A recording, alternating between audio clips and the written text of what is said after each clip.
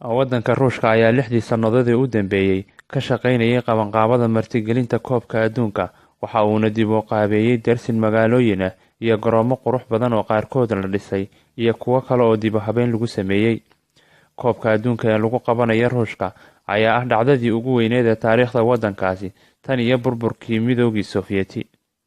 Madaxweyne Putin ayaa ku kharash gareeyay qabanqaabada lacag dhan $11 bilyan, iyadoo 4 toddobaad ee soo socda ay malaayiin dad ah oo isaga yimid dunida dacaladeeda ku sugnaan doonaan waddanka Ruushka.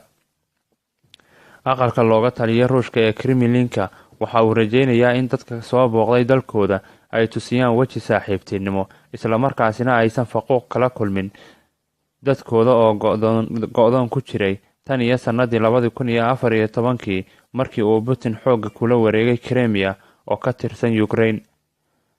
Laga soo bilaabo Yekaterinburg oo ilaa iyo Kaliningrad oo badda Baltic ah, dhammaan magaalooyinka waaweyn oo tiradoodu tahay 11 ayaa dib u qaabayn lagu sameeyay.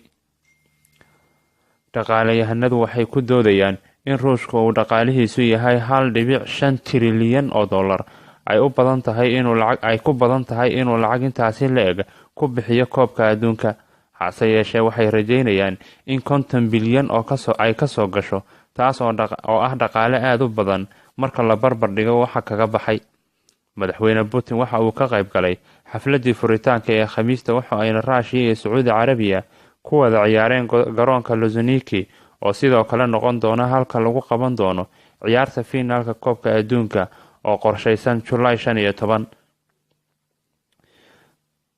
Madaxweynaha oo toddobaadkii hore la hadlayay warbaahinta laga leeyahay waddanka China waxa uu sheegay in aanu wax badan ka filaynin xulka qarankiisa, hase yeeshee uu saadaalinayo Spain, Germany, Argentina iyo Brazil, balse Ruushku guul weyn ayay ku bilaabeen, waxayna 5-0 kaga takhaluseen Sacuudi Carabiya oo boqorkoodu garoonka fadhiyay. Heesaaga reer Britain ee Robbie Williams ayaa ka heesay xafladda furitaanka oo indho-saracaad cajiib ah lagu soo bandhigay. Madaxweyne Putin oo ka hadlay xafladda furitaanka ayaa yidhi, dhacdadan ciyaareed ee weyn ee lagu qabanayo Ruushka markii ugu horreysay aad ayaanu ugu faraxsannahay.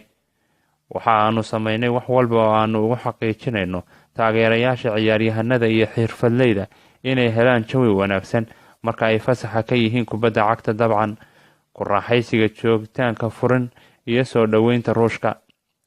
Diblomaasi hore oo Ruush ah oo lagu magacaabo Falaronov, haddana ah falanqeeyaha arrimaha siyaasadda dibadda oo ku nool Moscow, ayaa waxa uu sheegay in ciyaaraha Koobka Adduunka ee dalkiisa lagu qabanayo ay fududeynayaan kala qoqobnaanta dunida iyo Ruushka. Martigelinta tartanka waxa uu si guul leh u caawinayaa inuu yareeyo go'aanka Ruushka kaga jiro Yurub, ayuu yidhi Falaronov. Waddanka Ruushka ayaa 6dii sannadood ee u dambeeyay